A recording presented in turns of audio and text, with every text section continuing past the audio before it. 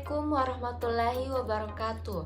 Perkenalkan, nama saya Irma Anugrah Aulia dari Universitas Negeri Makassar, program Pasca Sarjana jurusan Pendidikan Bahasa Indonesia dengan NIM 250001301013. Di mini vlog ini saya akan membahas bagaimana bahasa digunakan sebagai alat kekuasaan di dalam dunia politik, khususnya pada pidato Presiden Prabowo yang mengandung kata kasar.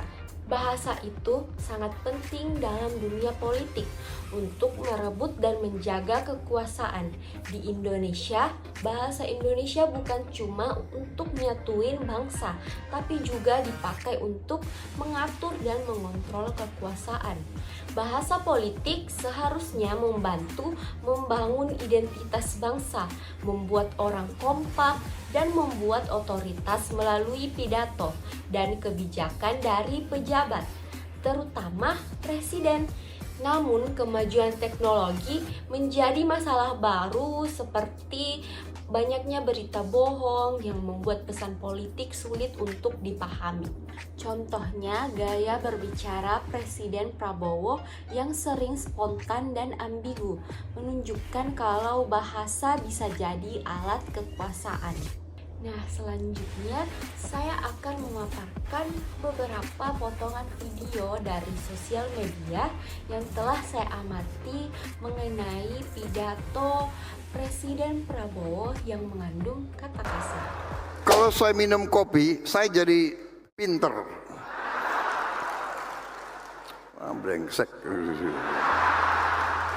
Secara keseluruhan isi video sebenarnya isinya hanya sebuah candaan.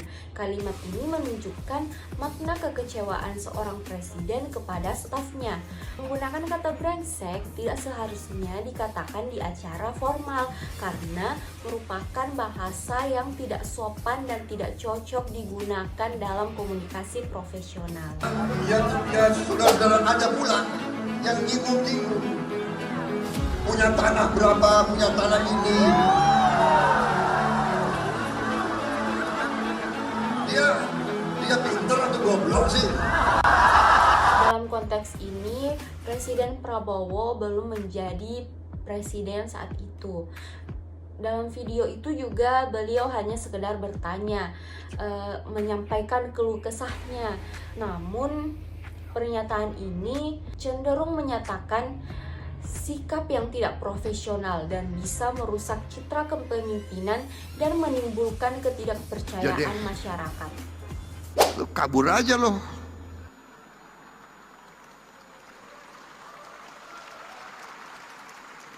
Emang gampang lo di situ, di luar negeri, di mana lo? Nah, dalam konteks ini, pemberitaan mengenai hashtag kabur aja dulu yang dinaikkan oleh masyarakat karena lapangan pekerjaan Indonesia dan ekonomi yang tidak stabil. Namun dalam konteks pidato Presiden Prabowo ini menganggap mereka lari dari permasalahan di dalam negeri. Dalam konteks ini seharusnya seorang presiden bisa memberikan kata-kata yang menenangkan dan memberikan solusi dengan menciptakan lapangan kerja yang lebih banyak agar masyarakat tidak merasa terpaksa ke luar negeri, karena faktanya sudah banyak masyarakat yang mencari lapangan di luar negeri karena merasa kesulitan mendapat peluang di dalam negeri. Ada orang-orang pinter. Kabinet ini kabinet gemuk, terlalu besar. Di video terakhir ini, Presiden menggunakan kata endas. Kata endas sendiri ini merupakan kata yang sangat kasar dalam bahasa Jawa yang bisa berkonotasi negatif, melecehkan. Walaupun dikatakan dalam forum internal, sebagai tokoh publik, apalagi seorang presiden, harus memegang standar etika kesopanan yang tinggi dalam berkomunikasi, baik di dalam forum internal sekalipun.